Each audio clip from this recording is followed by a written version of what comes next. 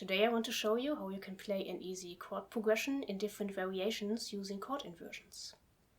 This way you can make a song more interesting, especially when the chords are repeated most of the time. Furthermore, you can leave the lower frequencies to the bass player and create a more balanced sound mix, especially when you're jamming with others. For this video, you should know how triads are constructed and you should know the notes on the fretboard. It doesn't matter if you have to take a moment to find a note, but knowing the fretboard is important, especially when you work with the following chord inversions on your own. You probably know the chord progression in this video from Bad Moon Rising by Creedence Clearwater Revival. You play one bar of D major, half a bar of A major, half a bar of G major, and 2 bars of D major again.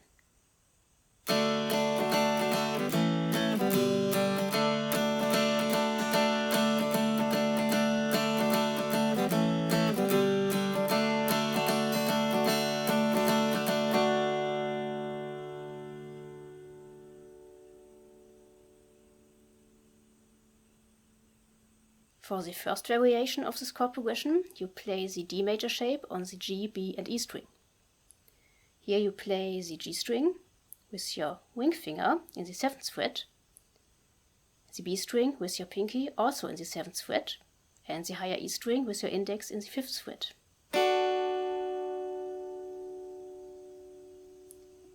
You can also make a mini bar with your index on the higher 3 strings, depending which is more comfy for you.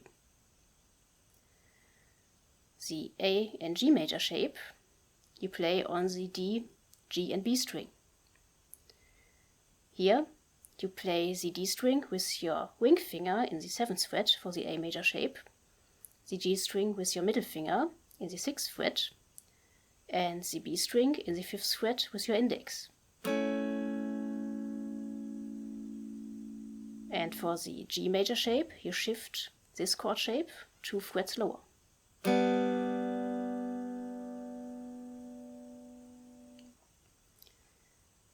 This chord progression contains chords in the root position. What means root position? A triad contains the root note, the 3rd and the 5th in this order. When you look at our A major shape, you've got the root note on the D string, the 3rd or the major 3rd in this case on the G string, and the 5th on the B string.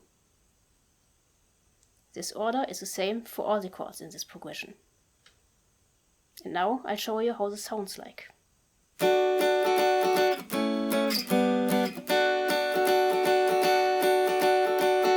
In the second variation of this chord progression, you play the root position of D and A major, but the first inversion of G major. First inversion because the 3rd is the lowest note, and you play the root note G you've got on the D string 1 octave higher in the 3rd fret of the higher E string.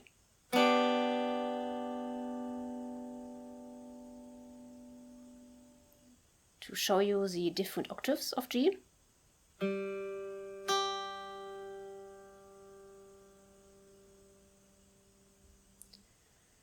to give you another opportunity to play this inversion, and because it makes the chord progression easier, we play it on the D, G and B string. So you play the D string with your ring finger in the 9th fret, the G string with your index in the 7th fret, and the B string with your middle finger in the 8th fret.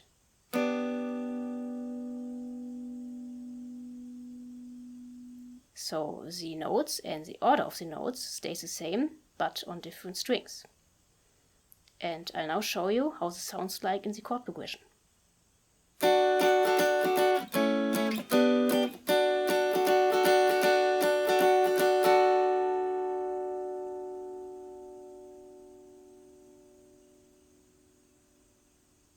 The third variation is a little tricky because you play it in the higher frets.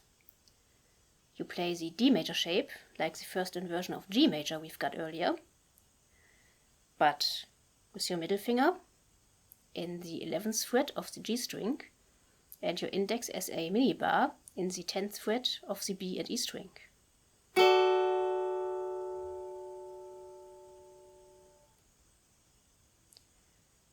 The A major shape might be familiar to you because it's the same as the open D major chord, but you play the G string in the 9th fret with your index, the B string in the 10th fret with your ring finger, and the higher E string with your middle finger in the 9th fret.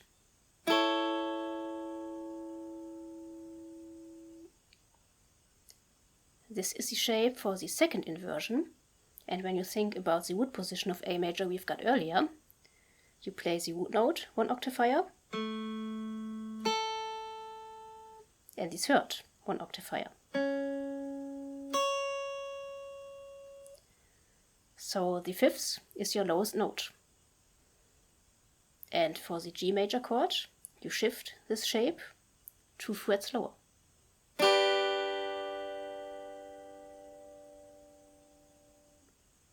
And this is how the progression sounds like.